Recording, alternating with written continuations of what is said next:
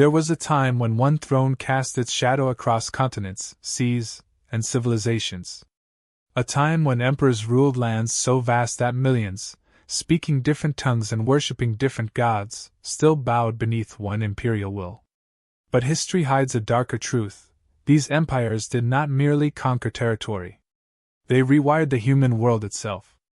They transformed trade, language, warfare, faith, and power. Tonight, we enter the rise of three empires that came terrifyingly close to ruling half the known world, and confront a question: when power becomes vast enough, does it build civilization? Or consume it whole? The first empire begins not in silence, but in thunder. Imagine standing on a frontier at dawn. Ahead, thousands of shields lock together like a moving wall of iron. Standards rise through the fog. Trumpets cut the air. Then the line advances. This was Rome, not merely a city, not merely a kingdom, but a machine of conquest so disciplined, so relentless, that for centuries it turned the Mediterranean into what Romans called Mare Nostrum, our sea. At its peak, the Roman Empire ruled around a quarter of the world's population. Tens of millions lived under its laws, marched on its roads, paid taxes, feared its legions, and depended on its order. And yet Rome's greatest weapon was not the sword. It was systems. Rome conquered with roads, bureaucracy, engineering, law, and a terrifying ability to absorb the defeated. A people could be crushed by Roman armies, then rebuilt into Roman subjects. Aqueducts carried water across impossible distances. Ports linked grain from Egypt to the hungry masses of the capital. Messages moved faster than most ancient rulers could imagine. In many regions, Rome did not simply occupy the world. It standardized it. The empire made distant provinces feel connected to a single center of power, as if geography itself had been forced into obedience. But here is where the mystery deepens. How did one city on the Tiber grow into an empire that stretched from Britain to the deserts of the Middle East? Historians point to military brilliance, political adaptability, and economic ambition. Yet those explanations alone are not enough. Many powers had armies. Many kingdoms wanted wealth.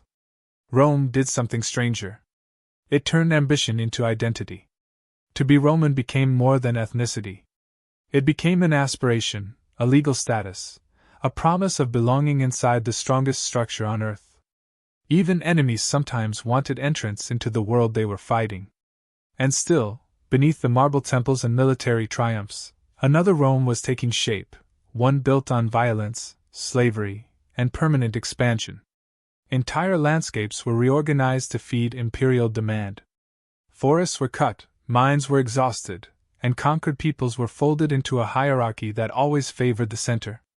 The empire looked eternal because it could project stability across unimaginable distances.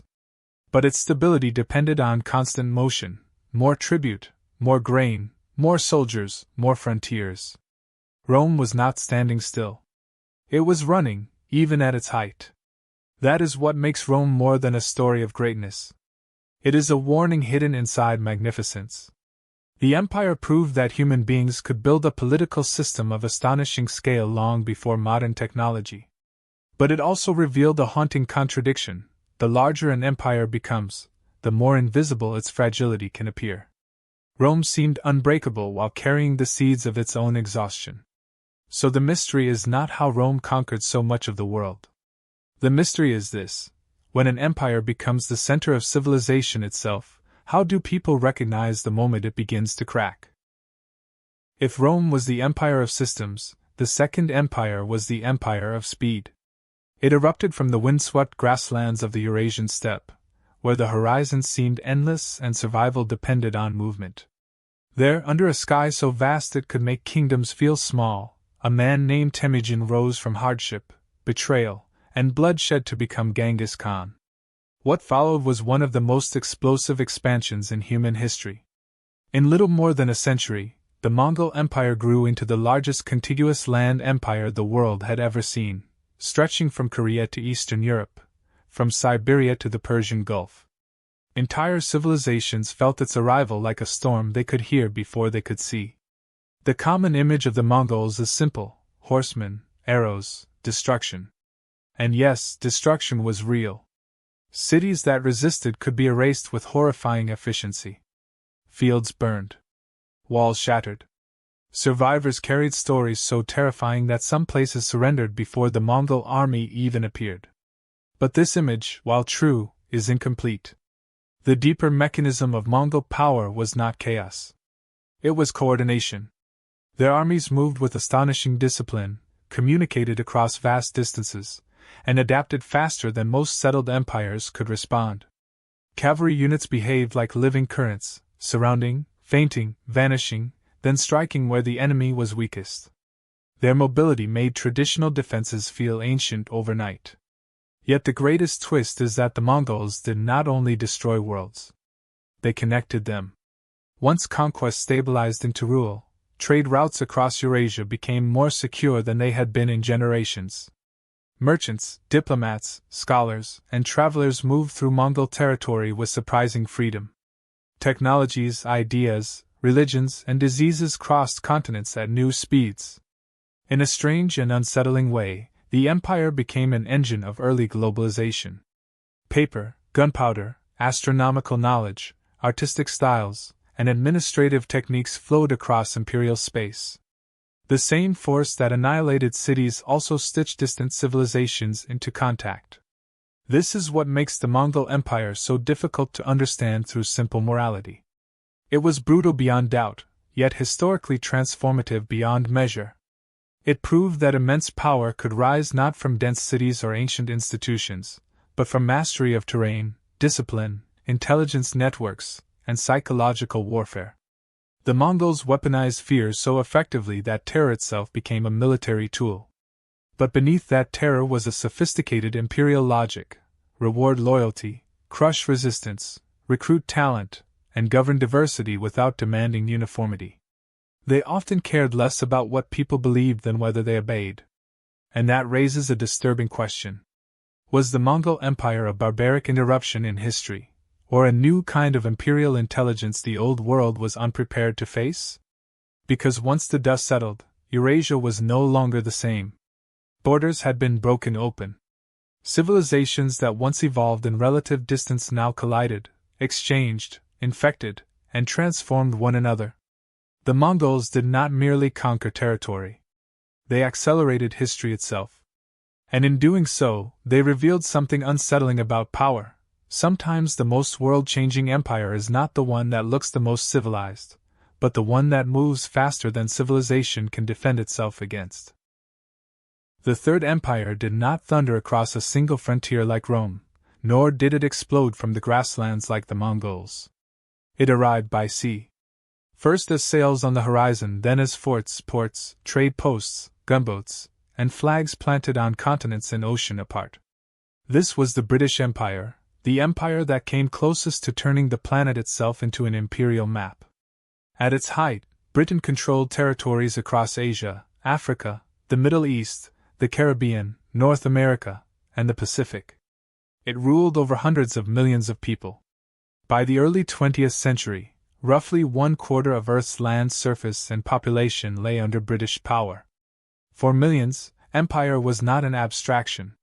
It was the language taught in school, the law imposed in court, the goods arriving at port, and the distant monarch whose face appeared on coins.